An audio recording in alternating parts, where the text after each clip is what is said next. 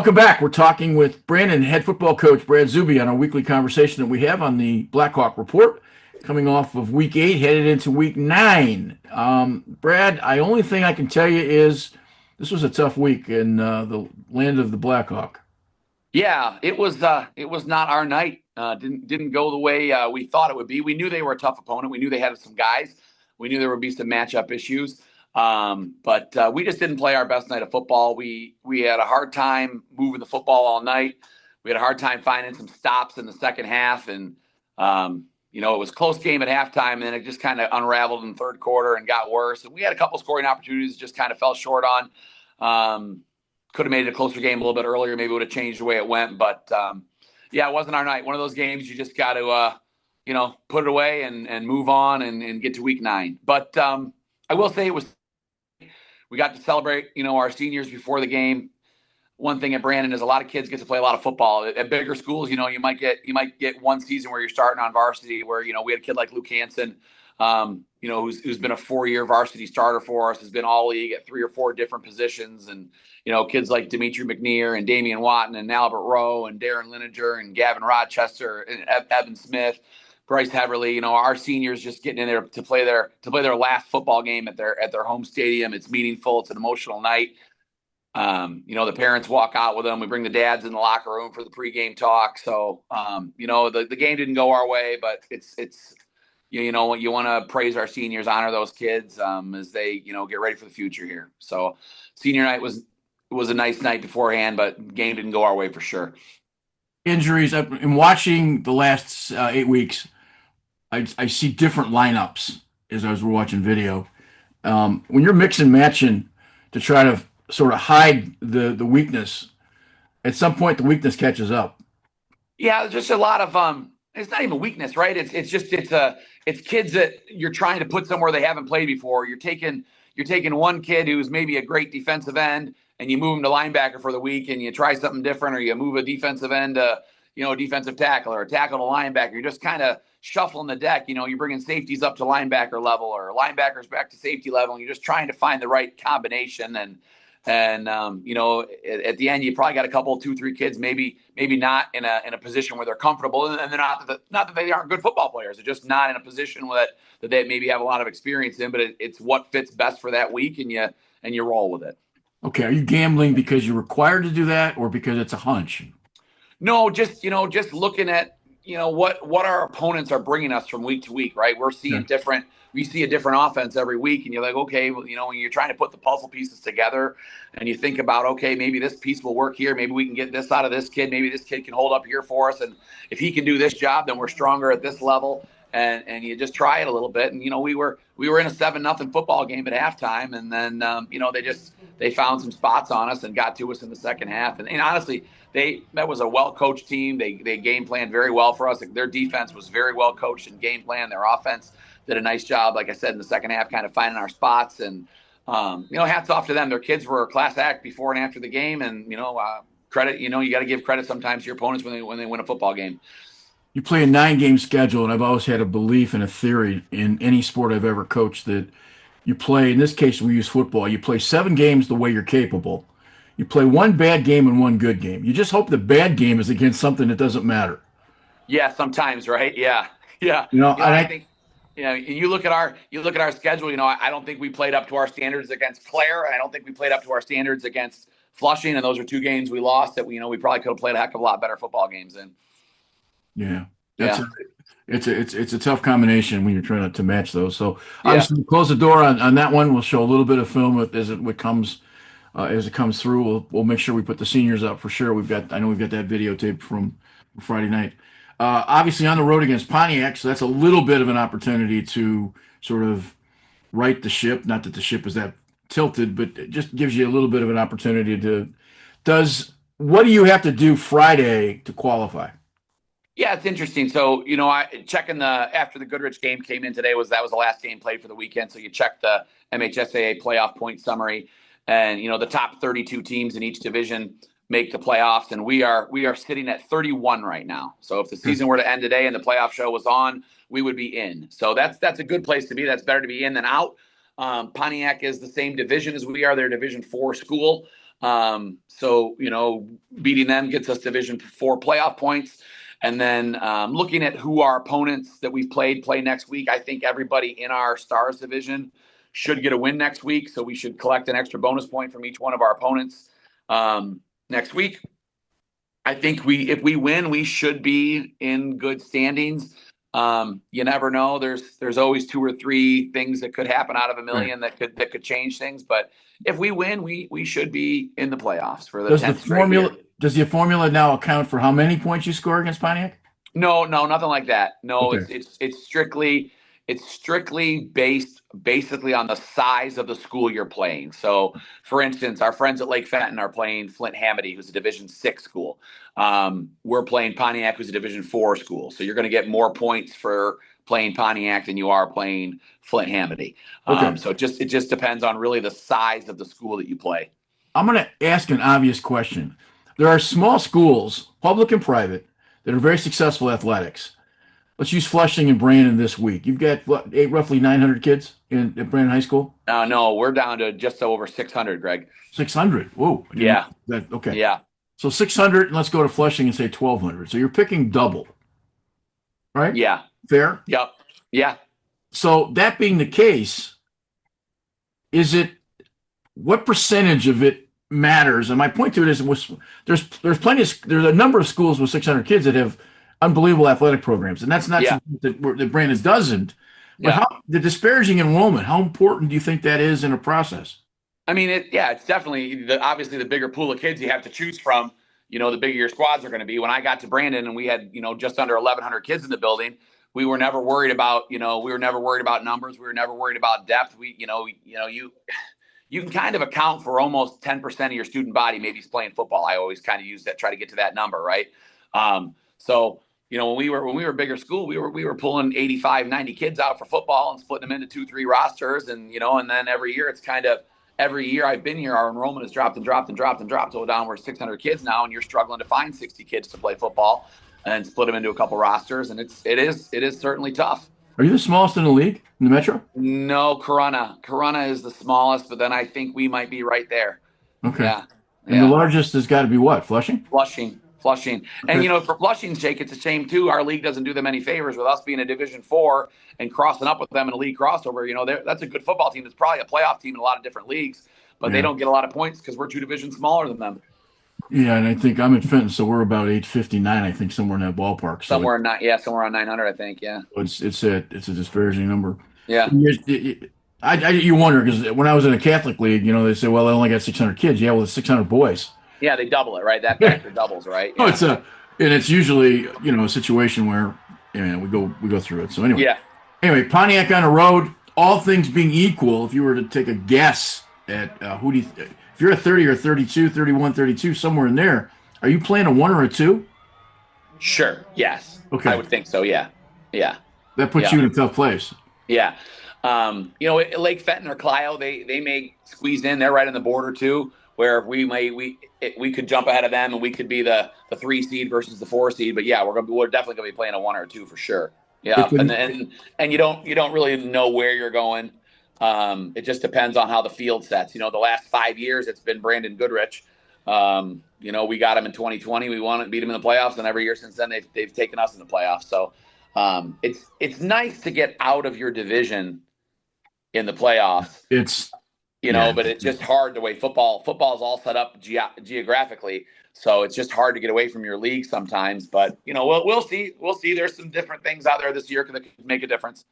Lacrosse has seeding, so the last 4 years that we've had it over in Fenton, we have to go down to Ann Arbor and play, and we've had to play Grand Rapids teams because of the seeding, they jump them all the way across. Okay. Instead of us playing a competitive team where maybe from an Ann Arbor team or somebody Dexter, we're playing the number 1 or number 2 team that eventually the teams we've lost to the last 3 years have been 2 of the 3 of them have been state champions. Yeah. So it makes it difficult when you're trying to build a program to get some momentum. If you could at least get to the regional final or even a quarterfinal, it changes the Yeah, the football coaches have been pushing to at the very least seed the region from 1 to 8 instead of seeding the districts 1 through 4, and try to broaden the horizon of your opponents. Really, just to play somebody new in the playoffs, whether it's the right thing or the wrong thing. Just play a different team. You're not replaying in a division game. Last question. If you make Yeah, the playoffs, and this is now next Sunday night, and the meeting, the MHSAA meeting TV show is going to be at 7 o'clock on Sunday, I think. yeah, yeah. It's now 9 o'clock, and you and I are talking. Will there be some relief if you know you're in? Yeah, for sure. Like I said, I mean, you know, we want to be a team that's competing for league titles every year. We want to be a team that's competing at the state level every year. But we are also, we are proud of the fact that we have a chance to be a playoff qualifier for all 10 seasons that I've been at Brandon High School. When in the high school football playoffs, you got to qualify. It's not everybody makes it. So we are proud of the fact that even in the years where maybe we're a little bit down to where we want to be, we're still a playoff team. We take pride in that.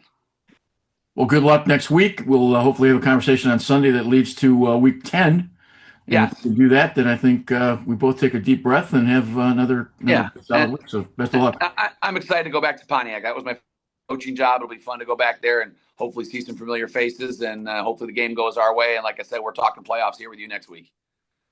Appreciate your time.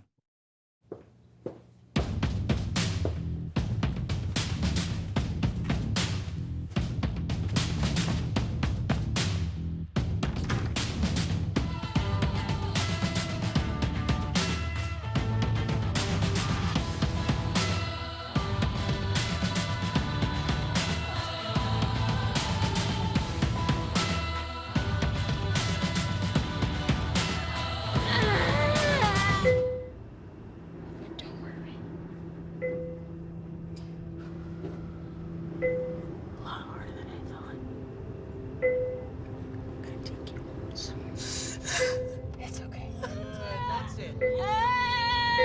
It's my little baby.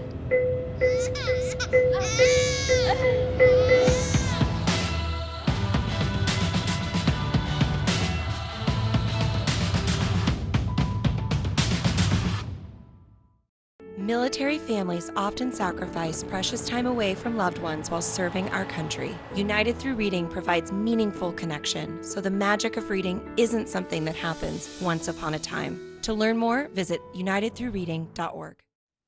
I'm joined today happily by Giovanni Acrawi, a former Brandon Blackhawk and current D2 football player for the Northwood University Timberwolves. Gio, how you doing, man? It's been years. I know, man. It's great. It's been great. I'm doing really well. I hope the same goes for you. But yeah, it's been a minute. I'm glad we kind of get back to come here and kind of reconnect a little bit. Yeah, man, it's awesome. I pitched this idea to my boss, Greg, because the fall sports at Brandon are coming to a close right now, and that's who I'm interviewing. And I'm like, hey, I got tons of buddies who are playing right now in college and all sorts of levels. And he's like, that's a great idea. So here we are talking to you guys. There we So, go. Gio, you guys just came off Saturday. You guys just came off a huge win, 52-7 against Lake Erie. Tell Yeah. me a little bit about that. How have you been playing? Yeah, so most of my job, going into college, you kind of really make that transition between, being like someone like me who played on all three levels of the game, special teams, offense, defense, everything.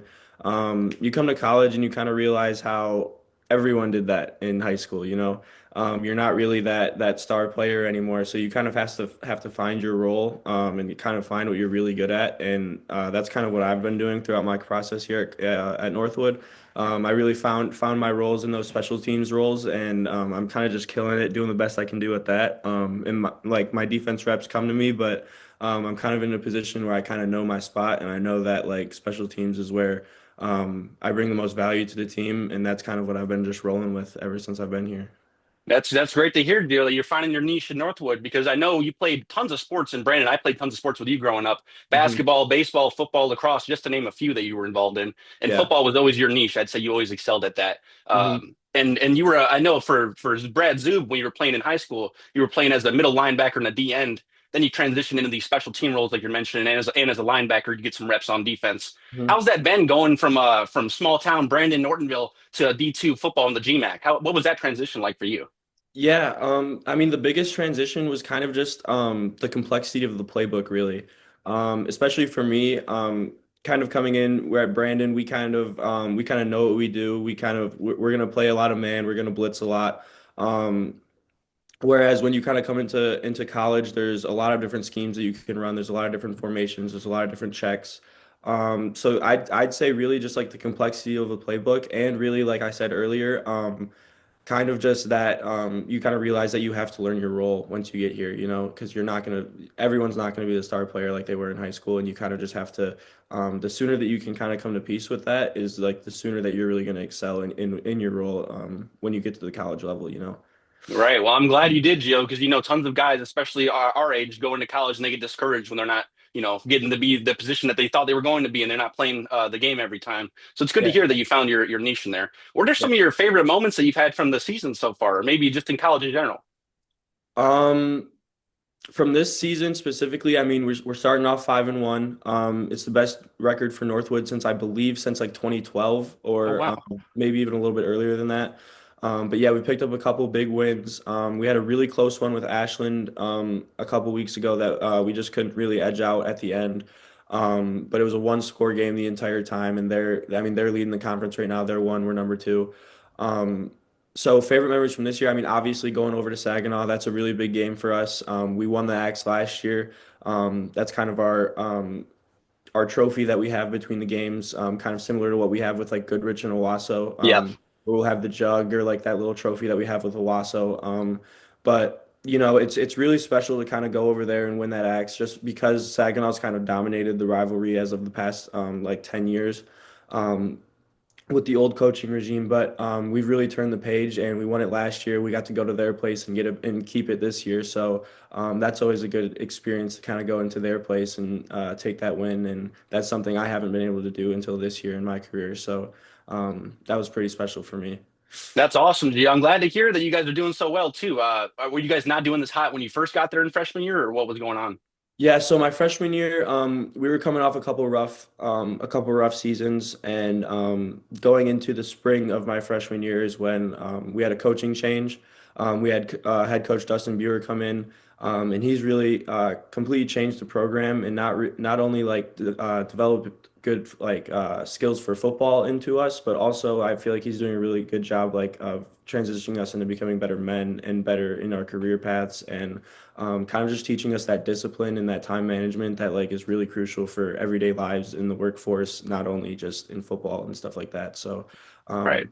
it's been a really good experience because I kind of have gotten to see us come from like this kind of disorganized group of men into this really into this group of people that's all kind of focused on one common goal and kind of we're all really working towards getting into that one common goal, and that's winning the GMAC championship.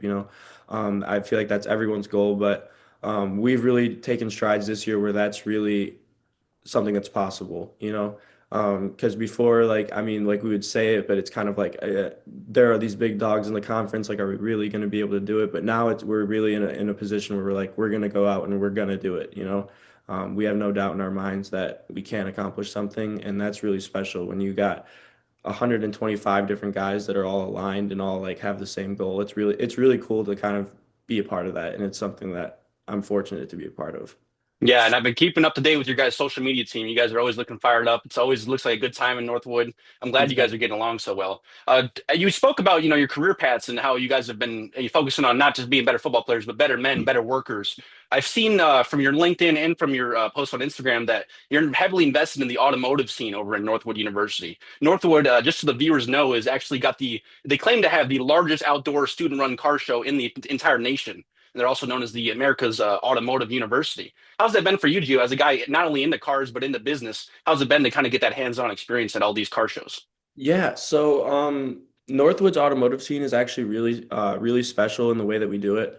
I came in as a freshman. I kind of just did general business. I wasn't really sure what I wanted to be a part of and like what I wanted to do. Um, and in the fall, we have our auto show every single year that I was fortunate to be on the executive board for this year.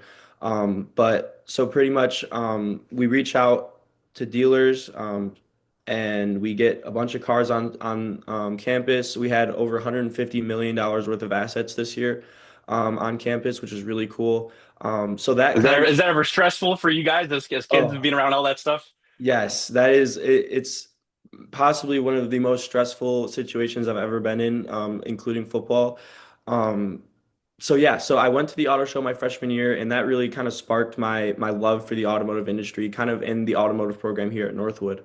So I've been kind of following through with that. Um, coming into this year, and this year, like I said, I was fortunate enough to be on the executive board as our domestic divisional. So pretty much what that means is I'll go out and I make contact with the dealerships that we're looking to get the cars from. I kind of pitch the auto show to them, kind of give them a quick rundown of what it's about, what we do.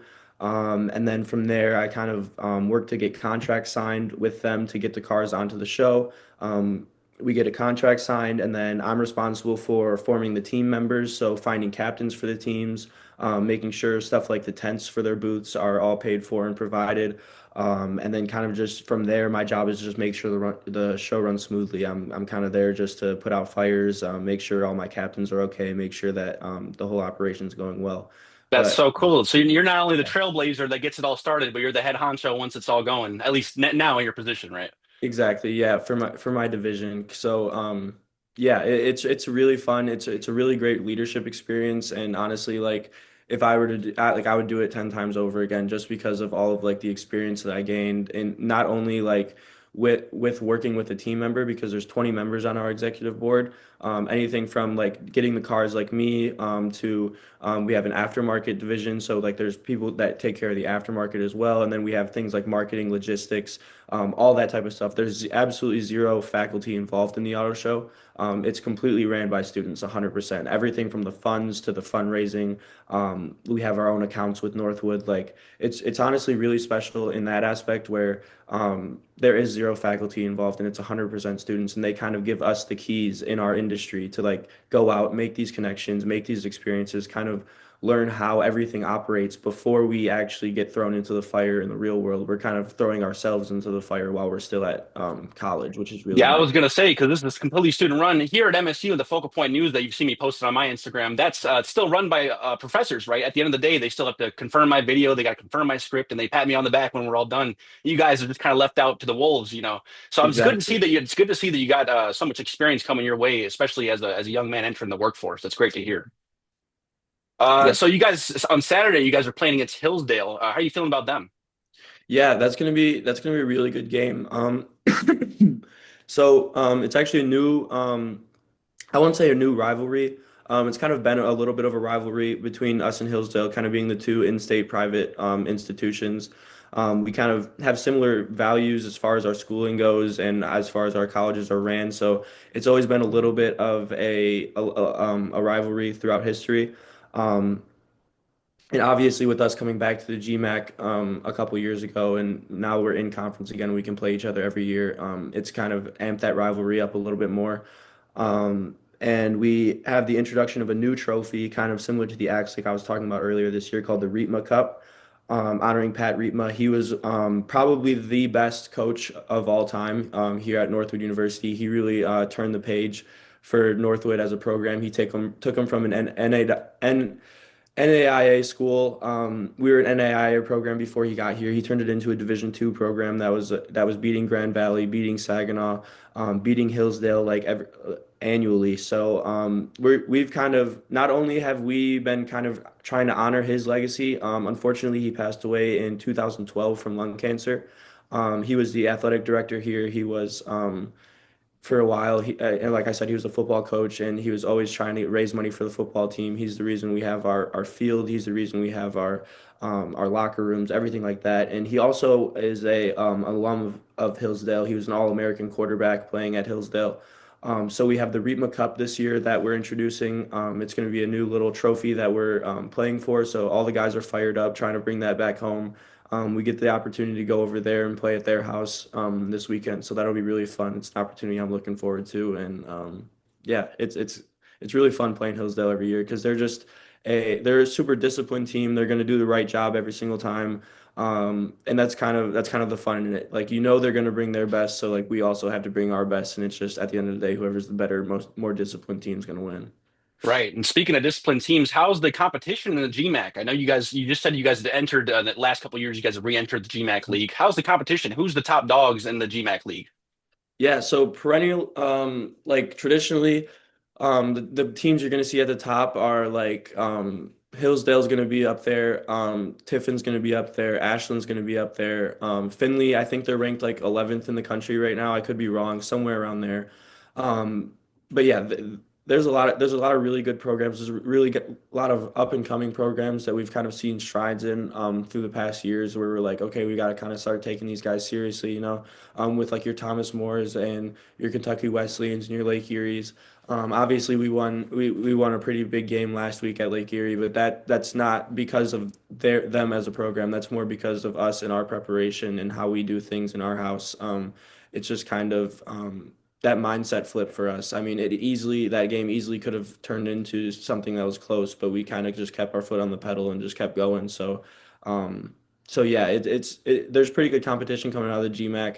Obviously, it kind of looks down upon as the conference in the D2 conference in Michigan, as there's only two schools really from Michigan in the conference. So not a lot of people know about it. They all kind of think it's not as good because we're not playing the Ferrises and the Grand Valleys anymore. But honestly, with our school size, we only have 2,000 kids at our school. So playing those teams like Ferris and Grand Valley with all the funding that they have and all of the student body that they have in general, like it was just the right move for us to move to the GMAC, kind of get schools closer to our size so we can have a little bit more of a competitive advantage instead of going against all these public schools that are publicly Having to funded. be the underdog every time, right? Exactly. Yeah. Yeah. No, I totally get it, Gio. Well, dude, once again, Gio, it's been so nice to talk to you again. It's been years since we spoke. We used to hang out in your woods behind Bald Eagle Lake. Now we're talking as men. So that's great to see. Good luck again on Hillsdale. And Gio, if you ever want to talk to us again at OTV, we're always here. Thanks for joining Yeah, us. of course. Whenever you want, I'll be more than happy to come on. Just let me know. All right. All right. Thank you so much.